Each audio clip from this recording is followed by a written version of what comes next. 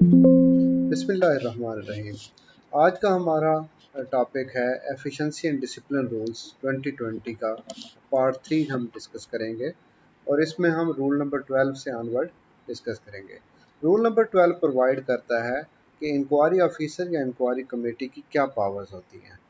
तो इन रूल्स के तहत इंक्वायरी ऑफिसर या इंक्वायरी कमेटी की पावर्स वही होती हैं जो कि एक सिविल कोर्ट की होती हैं, जो कि वो सूट जो है ना under code of civil procedure 1908 के तहत कंडक्ट किया जा रहा होता है, तो उसकी पावर्स उस इंक्वायरी ऑफिसर या इंक्वायरी कमेटी को हासिल होती हैं।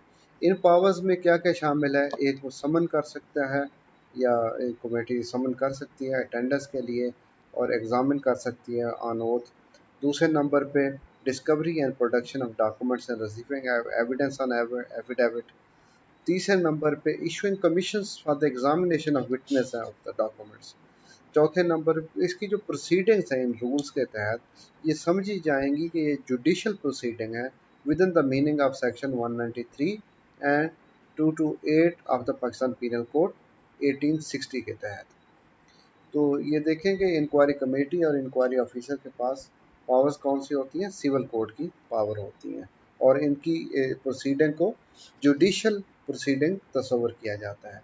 Rule number 13। रूल नंबर 13 में बताया गया कि जहाँ पे रूल नंबर 7 और 9 अप्लाई नहीं होगा, वो रूल नंबर 7 में हमने देखा था कि जहाँ पे इंक्वायरी नहीं होती और डायरेक्टली शो का नोटिस इशू किया जाता है, और रूल नंबर 9 में इंक्वायरी कंडक्ट करके प्रोसीडिंग स्टार्ट की जाती है। कुछ केसेस के अंदर रूल नंबर 7 और 9 जो है वो एप्लीकेबल नहीं रहता। तो वो दो केस हैं, where the accused is dismissed or removed from service on the ground of conduct which has led to a sentence or fine or imprisonment। तो वहाँ पे रूल नंबर 7 और 9 की कार्रवाई नहीं होगी और वो रूल नंबर 13 के तहत उसे ट्रीट किया जाएगा। उसके बाद दूसरा केस है where the authority competent to dismiss or remove a person from service or to reduce a person in a lower post and a pay scale is satisfied that for reason to be recorded in writing by that authority it is not reasonably practicable to give the accused an opportunity of showing cause। तो ये दो case हैं, दोनों cases में rule number 7 और 9 की proceeding applicable नहीं होगी। रूल नंबर 14 पे प्रोसीडिंग बिफोर और during training, scholarship and leave. ये तीन केस हैं। अगर सिविल सर्वेंट जो कि अक्यूज है वो ट्रेनिंग पे है या स्कॉलरशिप पे है या लीव पे है, तो ऐसी सूरत में क्या होगा? अगर तो वो जो उसकी नॉमिनेशन ट्रेनिंग की है वो स्कॉलरशिप पे है और वो प्रोसीड कर चुका है और ज्वाइन कर चुका है उस ट्रेनिंग इंस्टीट्यूट को, देन तो वो उस पूरी प्रोसीडिंग यानी कि उस वक्त तो स्टार्ट होंगी जब वो स्कॉलरशिप पे अपनी ट्रेनिंग कंप्लीट करके वापस आएगा।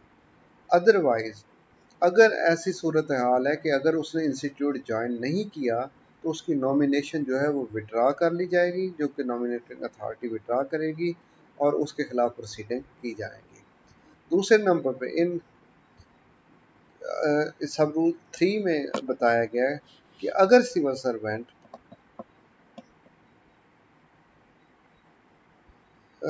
no civil servant shall be denied training on account of ongoing proceeding for a period more than 1 year।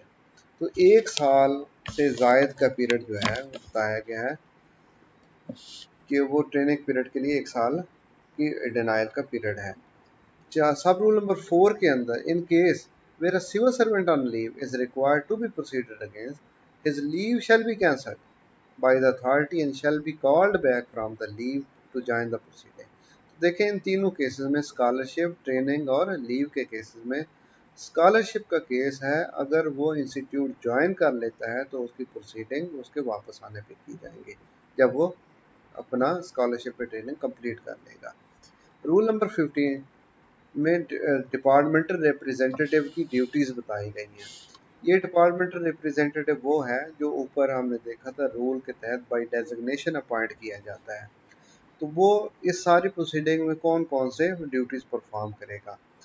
उसमें पहली ड्यूटी उसकी ये है कि वो इंक्वायरी ऑफिसर या इंक्वायरी कमेटी को असिस्ट करेगा उस पूरी प्रोसीडिंग के दौरान और पर्सनली वहाँ पे प्रेजेंट भी रहेगा और वो रेलिवेंट रिकॉर्ड प्रोवाइड करेगा और उसकी ये तमाम डेटा हेयरिंग पे मौजूद रहेगा।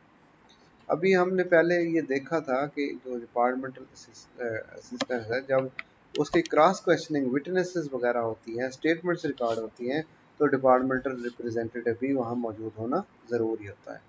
ये बी के अंदर उसकी ड्यूटीज़ को यहाँ पे दोबारा से बताया कि क्रॉस एग्जामिन करेगा witness produce by the accused and with the permission of the inquiry officer inquiry committee as a case may be, और वो क्रॉस एग्जामिन करेगा उस प्रोसिक्यूशन को। तीसरे नंबर पे rebut the grounds of defence offered by the accused before the inquiry officer. तो वो department की तरफ से एक तरह से वकील के तौर पे काम कर रहा होता है, तो जो अक्यूज अपने ग्राउंड्स पेश करेगा डिफेंस में उसे रिबट भी करेगा। सब रूल 2 जो है 15 का सब rule 2, in case of failure to perform the assigned duty the departmental representative shall be liable to the department proceeding. जो डिपार्टमेंट ऑफिसर मुकर्रर किया गया, रिप्रेजेंटेटिव मुकर्रर किया गया, अगर वो अपनी ड्यूटीज़ में नाकाम हो जाता है तो उसके खिलाफ भी डिपार्टमेंटल प्रोसीडिंग स्टार्ट हो जाएंगे। Orders to be passed on the seat of report from the inquiry officer और इंक्वायरी कमेटी। जब इंक्वायरी ऑफिसर या इंक्वायरी कमेटी अपनी रिपोर्ट सबमिट कर देगी अथॉरिटी को, तो अथॉरिटी उसे एग्जामिन करेगी, उसकी रेलिवेंट केस को, उसके मटेरियल को, उसके एविडेंस को वो एग्जामिन करेगी और देखेगी कि क्या उसने रूल्स के मुताबिक इस इंक्वायरी को कंडक्ट किया है। If authority is satisfied under sub rule 1 that the inquiry has been conducted in accordance with the provision of this rule, it shall further determine whether the charge or charges have been proved। तो दूर पहले तो उसकी legitimacy को वो देखेगी कि आया वो रूल के मुताबिक हुए, फिर उसको देखेगी क्या चार्ज या चार्ज प्रूव हो गए हैं। तो सब रूल 3 में बताया गया कि अगर सब रूल 2 के तहत वो सेटिस्फाई हो जाती है कि वो इंक्वायरी जो है वो in accordance with the provision of rules नहीं की गई, तो ऐसी सूरत में और वो सफिशेंट ग्राउंड्स हैं उसके, तो ऐसी सूरत में एक डिनोवो इंक्वायरी का ऑर्डर इशू कर सकती है और इस इंक्वायरी के अंदर वो उसकी एरर और कमीशन और ओमिशंस को भी बताएगी। सब रूल 4 के अंदर देखें तो उस बात को बताया गया है कि इंक्वायरी ऑफिसर या इंक्वायरी कमेटी, उसे भी कहा जाएगा कि वो एक्सप्लेन करें कि वो उसने इस इंक्वायरी को एज पर रूल कंडक्ट क्यों नहीं किया और उसने मेरिट बेस्ड केस को क्यों नहीं देखा और वो उसकी रिसीट ऑफ रिप्लाई को या उसने केस को क्यों इग्नोर किया है, और उसकी ओमिशन एंड कमीशन जो इंक्वायरी ऑफिसर इंक्वायरी कमेटी ने की होगी was not in good faith and there are grounds to proceed against the inquiry officer and inquiry committee। तो ऐसी सूरत हाल में अगर अथॉरिटी ये समझेगी तो उस इंक्वायरी ऑफिसर या इंक्वायरी कमेटी के खिलाफ भी प्रोसीडिंग स्टार्ट कर सकती है। Rule number sub rule number 5 में ये बताया कि वे charges are determined not to have been provoked, the authority shall exonerate the accused by order in writing। जहाँ पे चार्जेस प्रूव नहीं होंगे तो वहाँ अल्टीमेटली उसे अक्यूज को बरी कर दिया जाएगा। सब रूल 6 में बताया गया है कि जहाँ पे चार्जेस प्रूव हो जाते हैं अक्यूज के खिलाफ, तो अथॉरिटी एक शो का नोटिस इशू करेगी उस अक्यूज को देगी कि उसे एक कॉपी ऑफ इंक्वायरी रिपोर्ट भी प्रोवाइड की जाएगी। उसमें उस अक्यूज को चार्ज या चार्जेस प्रूव जो हुए हैं उसके खिलाफ और जो पेनल्टीज प्रपोज की जा सकती हैं वो उन्हें इन्फॉर्म करेगी। उसके बाद एक रीज़नेबल अपॉर्चुनिटी दी जाएगी कि वो शो का नोटिस का जवाब दे। उस पेनल्टी या पेनल्टीज जो उसे इम्पोज की एक्सपेक्टेड हैं प्रपोज करने की, और वो बताया जाए कि as to why one or more penalties are provided in the rule number 4, including the penalty of dismissal from service, may not be imposed upon the him and submit additional defense in writing। तो उससे वो जवाब मांगते हैं show cause notice के जवाब। तो इसमें जैसे हमने पहले रूल नंबर 7 में और 9 में पढ़ा था, तो ये पीरियड 10 डेज से लेस नहीं होना चाहिए और 14 डेज से ज़्यादा नहीं होना चाहिए from the date of communication to the accused, और उसे फिर एक पर्सनल हियरिंग भी अफोर्ड की जाएगी, उसे प्रोवाइड की जाएगी। प्रोवाइडेड दैट यहाँ एक प्रोविजन मौजूद है that the accused shall in his reply to show cause notice indicate as to whether he wants to be heard in person और नॉट। तो ऐसी सूरत हाल में जो अक्यूज होगा वो अपनी रिप्लाई में बताएगा क्या वो पर्सन हियरिंग चाहता है या नहीं चाहता। इसके सी में बताया गया कि direct the department representative to appear with the relevant record on the date of personal hearing. तो डिपार्टमेंटल रिप्रेजेंटेटिव जो है वो तमाम रिकॉर्ड लेकर पर्सनल हियरिंग वाले दिन अटेंड करेगा। रूल नंबर 7 में सब रूल नंबर 7 में बताया गया after duly considering the reply of the accused to show cause notice and affording personal hearing to the accused. And appropriate, the authority shall keeping in view the finding and recommendation of inquiry committee or inquiry officer. As the case may be, facts of these cases of the defense offered by the accused is requested by an order in writing. तो दो ही action उसके होंगे, या तो exonerate कर देंगे accused को कि वो चार्जेस या चार्ज प्रूव नहीं हो रहा है, या उसे एक या एक से ज़्यादा पेनल्टी जो कि रूल नंबर 4 में दी गई हैं अगर वो प्रूव हो जाते हैं तो वो इम्पोज कर दी जाएंगे। इसमें दो प्रोविजन मौजूद है। नंबर एक कि where charges of the grave corruption are proved against an accused the penalty of dismissal from service shall be impose. Corruption की सूरत में उसे डिसमिस किया जाएगा। डिसमिसल फ्रॉम सर्विस का मतलब ये है कि वो फर्दर कोई किस्म की गवर्नमेंट जॉब करने से नाअहल हो जाएगा। तो इसके साथ साथ उसके अगर रिकवरी भी मौजूद है तो रिकवरी की पेनल्टी भी लगाई जाएगी। Where the charge of absence from duty for a period of more than 1 year is proved against the accused, the penalty of compulsory retirement or removal from service shall be imposed upon him. देखें ये दो बहुत बड़ी सख्त सज़ाएं दी गई हैं। Corruption की सूरत में डिसमिसल की सज़ा है, और अगर वो लॉन्ग टर्म यानी मोर देन 1 ईयर अपसेंट रहता है तो उसे रिमूवल फ्रॉम सर्विस किया जाएगा। और इसका एक इम्पैक्ट ये है कि एक तो रिमूवल फ्रॉम सर्विस होगा, उस सूरत में होगा जब वो 1 साल से ज़्यादा अपने पीरियड से गैर हाजिर रहा है, और या उसे कंपलसरी रिटायर कर दिया जाएगा। सब 16 का सब रूल 8 के अंदर बताया गया after receipt of the reply to a show cause notice and affording opportunity of person है the authority except where the Prime Minister himself is the authority, shall decide the case within a period of 30 days, excluding the time during the post held by the authority remained vacant। यहाँ time frame बताया गया जैसे कि हमने rule number 7 में देखा था कि 30 डेज के अंदर अंदर उसने केस को क्लोज करना होता है। रूल नंबर 7 में पर्सनल हियरिंग से मुतल्लिक है।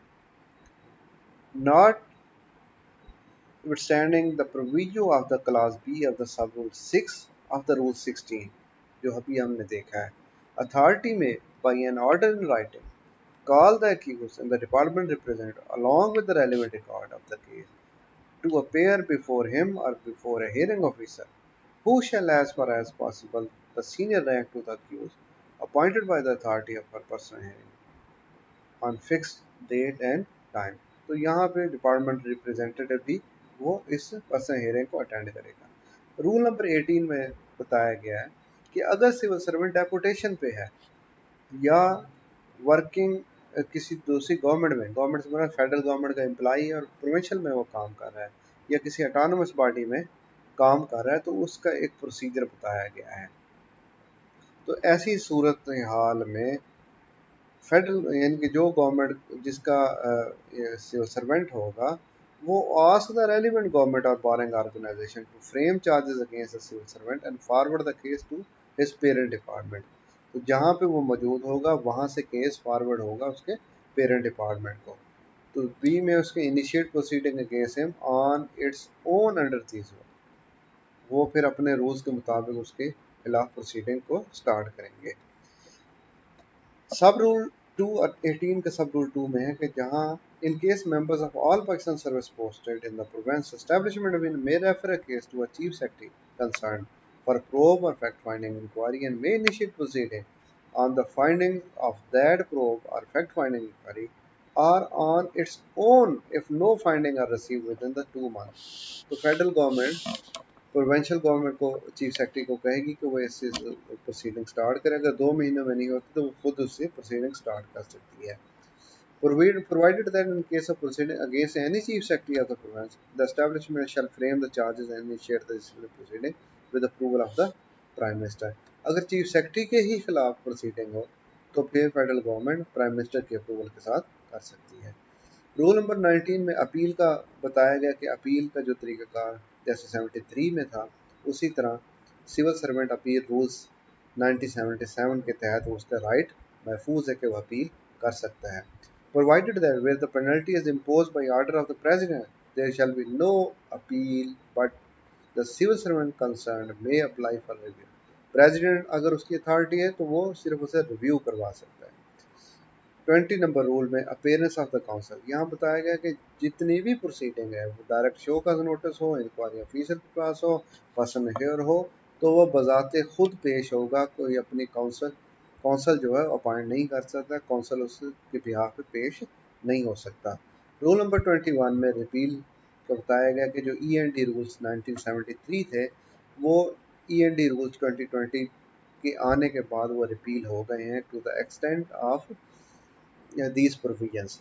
हाँ, अगर यहाँ भी ये बताया गया है सब रूल 2 में कि अगर कोई proceeding rule number END rule 1973 के तहत हो रहे थे और वो कंटिन्यू है तो वो उसी रूल्स के तहत ही ट्रीट किए जाएंगे, वो 2020 के रूल्स के तहत ट्रीट नहीं किए जाएंगे। यानी कि जो केसेस लिगेसी में मौजूद हैं वो 1973 के रूल्स के तहत ही ट्रीट किए जाएंगे। तो आज का ये हमारा टॉपिक क्लोज हो गया है।